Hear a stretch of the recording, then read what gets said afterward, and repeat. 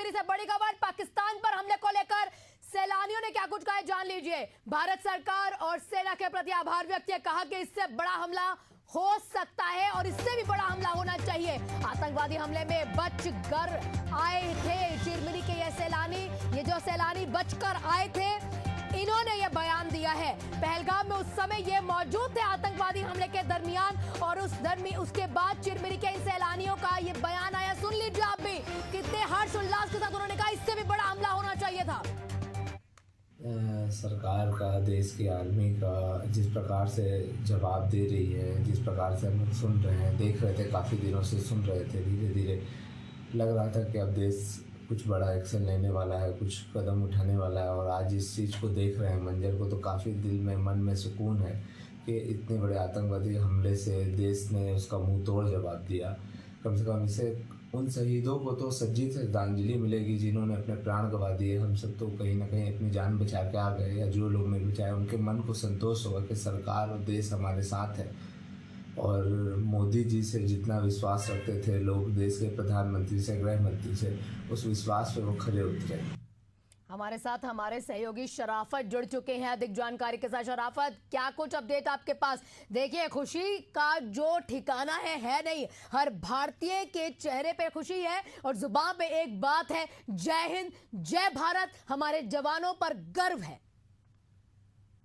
बिल्कुल आप सही बोल रही हैं। जिस प्रकार से आज ऑपरेशन सिंदूर चलाया जा रहा है, उसको लेकर के लोगों में खुशी है। और मैं इस समय चिरमिरी मौजूद हूँ। चिरमिरी से ही 11 सैलानी उस समय वहां गए थे घूमने, जो बाल वहां से बच करके आए थे। और आप बयान भी सुन सकते हैं कि किस प्रकार सरकार और सेना के प्रति उनका जो है कि बयान जो आ रहा है कि काफी खुशी देखी जा रही है। एक और सैलानी है, जो 11 जो यहाँ से सैलानी गए थे, वो हमारे साथ बात करने के लिए, हैप्पी बधावन, वो भी उस समय वहीं पे मौजूद थे, हमारे साथ बात करने के लिए मौजूद हैं। मैं उनसे जानना चाहूंगा कि जिस प्रकार से आज सरकार और सेना के द्वारा ये कार्रवाई की जा रही है, क्या कहेंगे?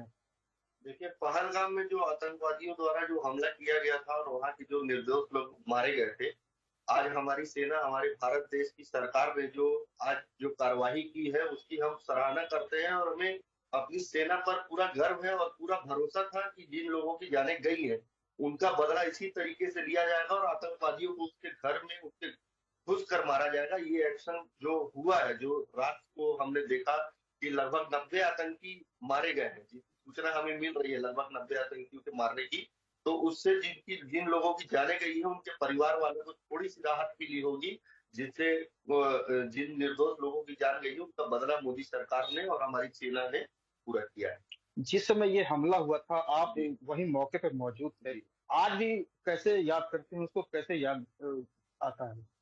देखिए, जिस समय हमला हो रहा था, हम लोग भी बायसरन घाटी में मौजूद थे और अपनी जान बचाने के लिए हम भी वहां से भाग रहे थे। और जो लोगों की चीख पुकार सुन रहे थे, वो आज भी हमें मतलब उसकी याद आती है और हम बहुत डर जाते हैं और बहुत दुख भी होता है।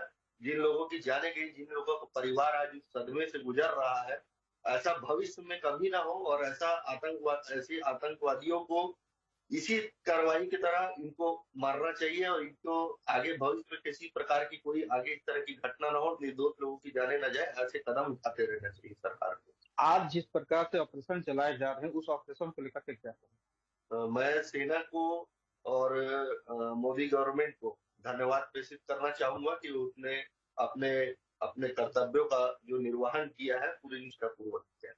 भविष्य में भी और इसी प्रकार से हमले होने चाहिए।